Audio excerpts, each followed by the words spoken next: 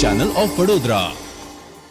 ડભોઈ તાલુકાના વઢવાણા સિંચાઈ તળાવ ખાતે શિયાળાની ઋતુમાં દેશ વિદેશથી પક્ષીઓ અહીં વિહાર કરવા માટે આવતા હોય છે। ત્યારે આ પક્ષીઓને નિહાળવા માટે વઢવાણા સિંચાઈ તળાવ ખાતે મોટી સંખ્યામાં પર્યટકો આવતા હોય છે, પરંતુ આ પર્યટકોની સુવિધા માટે પીવાના પાણીની કોઈ સુવિધા ઉપલબ્ધ કરવામાં નહીં આવતા આ પીવાના પાણીની સુવિધા ઉપલબ્ધ કરાવવા માટે પર્યટકોની માંગ ઉઠી છે। ડભોઈ તાલુકાના વઢવાણા સિંચાઈ તળાવ શિયાળાની ઋતુમાં વિવિધ રંગબેરંગી દેશ વિદેશના પક્ષીઓ અહીં વિહાર લેવા આવતા હોય છે। ત્યારે ગુજરાતભરમાંથી પરિવારના સભ્ય સહિત બાળકોને પર્યાવરણ અને પક્ષીઓ વિશેનું જ્ઞાન પ્રાપ્ત કરવા માટે વઢવાણા વેટલેન્ડની મુલાકાતે મોટી સંખ્યામાં સવાર સાંજ અહીં પર્યટકો આવતા હોય છે।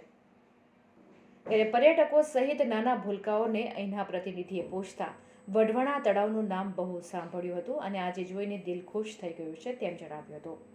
રંગબેરંગી જાતના દેશ વિદેશના પક્ષીઓ નિહાળીને પરંતુ લાખો રૂપિયાના ખર્ચે બનાવેલ વેટલેન્ડ પર્યટકો માટે મનોરંજનના સાધનો સાથે અદ્ભુત વઢવાણા તળાવ ખાતે પીવાના પાણીની કોઈ પણ પ્રકારની સુવિધા જણાઈ આવતી નથી અને જે પાણીની પીવાની સુવિધા માટે કોઈ પણ જગ્યાએ નળ અને પાણી નથી,